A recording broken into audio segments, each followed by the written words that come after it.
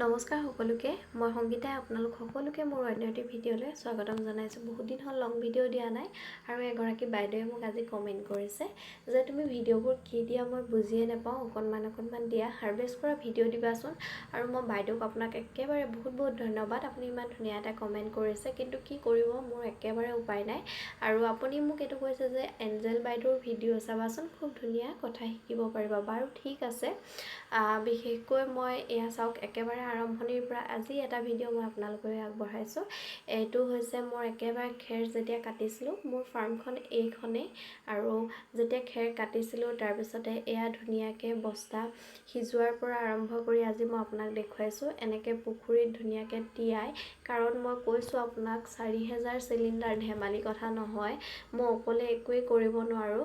আৰু বাইদেৱে যিহেতু ট্ৰেইনিং দিয়ে, গতিকে তেখেতে হয়তো অকলেও হেণ্ডেল কৰে বা লগতে ভিনদেউ, মই চাই থাকোঁ ভিডিঅ'সমূহ, দাদাই অকণ লগত লাগি দিয়ে আৰু। কিন্তু আমাৰ চব সকলোখিনি যিহেতু কৰ্মচাৰীৰ দ্বাৰা কৰাব লাগে, গতিকে আমি সকলো সময়তে উঠাই নথওঁ কেমেৰাত, কাৰণ তেখেতলোকে বেয়া পায়। গতিকে তাৰপিছতে এয়া চাওক, টোপোলা কৰিবলৈ ৰেডি কৰিছে তেখেতলোকে। আৰু গতিকে মই অকণমান ভিডিঅ' উঠাই থৈছোঁ। মোৰ কৰিব মন নাযায় দিয়কচোন, যিহেতু অকণমান চূণ ছটিয়াই দিয়া হয়, কিবাকিবি কৰা হয়, গতিকে হাতবোৰ অকণমান খাই দিয়ে আৰু বেলেগ কামত মই ব্যস্ত হৈ থাকোঁ। তাৰপিছতে এয়া হৈছে আপোনাৰ হেংগিঙৰ ভিডিঅ'। এয়া ধুনীয়াকৈ হেংগিং কৰি তাৰপিছতে ধুনীয়াকৈ তলখিনি মইতো চাফা কৰি আছোঁ, কাৰণ ক্লিনিংটো একদম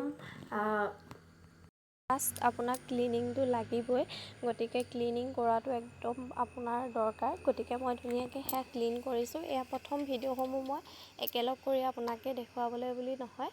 বহুতে যিহেতু সুধি থাকে হাৰভেষ্ট কৰা ভিডিঅ' দিবা, হাৰভেষ্ট কৰা ভিডিঅ' দিবা। আপুনি বিশ্বাস কৰক, আমি যিহেতু ৰেগুলাৰ হাৰভেষ্ট কৰোঁ, আমি প্ৰায় ৰাতি 4:30, কেতিয়াবা প্ৰথম যেতিয়া ওলায় 2 কুইণ্টেল 3 কুইণ্টেল মাছৰুম, যেতিয়া 1 কুইণ্টেল মাছৰুম একেলগে যেতিয়া ওলাব, আপুনি হয়তো গোটেই ৰাতিটো ছিঙি থাকিব লাগিব, পেকেট কৰি থাকিব লাগিব। আৰু বেপাৰীৰ মানে যিসকল ব্যৱসায়ী আছে, তেখেতলোকৰ অৰ্ডাৰ মতে আপুনি একদম ধুনীয়াকৈ হাৰভেষ্ট কৰিব পাৰিব। এয়া চাওক, ৰাতি হৈ গৈছেগৈ, তেতিয়ালৈকে কামত লাগি থাকিব লাগে।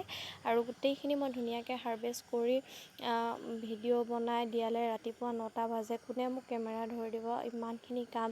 কাৰণ কিমানখিনি মানুহ আহে নিবৰ কাৰণে, সেয়া হয়তো সকলোৱে কেমেৰাত নুঠে, মই আপোনালোকক কৈছোঁ।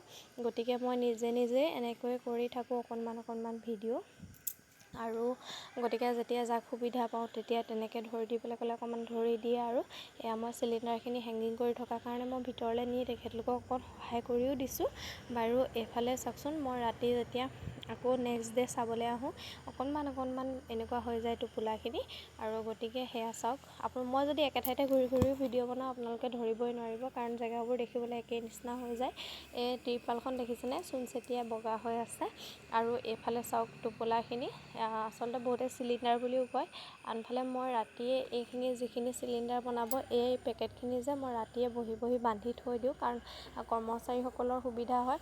এইফালে চাওক, সেইদিনাখনৰ এই ভিডিঅ'টো আছিলে ৰাতি 2টা-2:30 বজাৰ। মায়ে মই অকলে এনেকৈ এটা ফোন ধৰি লাইট লগাই পেলাই এনেকৈ হাৰভেষ্ট কৰি আছোঁ। কাৰণ প্ৰত্যেকটো টোপোলাৰ পৰা ইমানেই মানে মাছৰুম আপোনাৰ ওলাইছে নহয়। মাছৰুম কাল্টিভেশ্যনটো এনেকুৱা, আপোনাৰ যেতিয়া সময়মতে কৰে, সঠিকভাৱে কৰে, বহুত ওলাব। আৰু এনেকুৱাকৈ ওলাইছিলে সেইদিনাখন, আমি মানে হিচাপ কৰোঁতে খুব বেছি প্ৰথম দিনা আমাৰ 1.5 কুইণ্টেল বেছি হৈছিলে। আৰু এয়া চাওক বাটন মাছৰুমৰ ভিডিঅ'। আৰু লগতে আমি বাটন মাছৰুমৰ ব্যৱসায় কৰি আছোঁ। যিসকলে জানে তেখেতলোকে হয়তো জানে, বহুতে মোৰ পৰা নিছেও আৰু বহুতে খাই ভালো পাইছে। আৰু তেখেতলোকে জনোৱা মতে বহুত ভাল লাগে খাই, তেখেতলোকৰ মতে মোক জনায় আৰু আনি পেলাই। আৰু বাকী সেয়া মই সেই বিষয়তো অধ্যয়ন কৰি আছোঁ।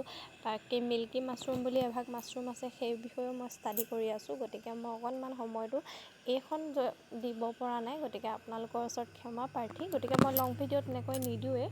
বাৰু যি কি নহওক, আজি আপোনালোকক দিছোঁ। এয়া চাওকচোন, এয়া মাছৰুমো আমি ধুনীয়াকৈ জুখি মেলি ধুনীয়াকৈ পেকেটিং কৰিছোঁ। আৰু এইপাহ ছিঙাৰ সময়টো অকণমান পাৰ হৈ গৈছে, গতিকে ফুলপাহ অকণ পাহি মেলি গৈছে। সেইটোও কিন্তু ব্যৱসায়ীয়ে নলয়, দেখিছেনে। সেইখিনিও মানে আমি সহ্য কৰিব লাগে। গতিকে ব্যৱসায় এটা কৰাৰ আঁৰত বহুত কষ্ট থাকে।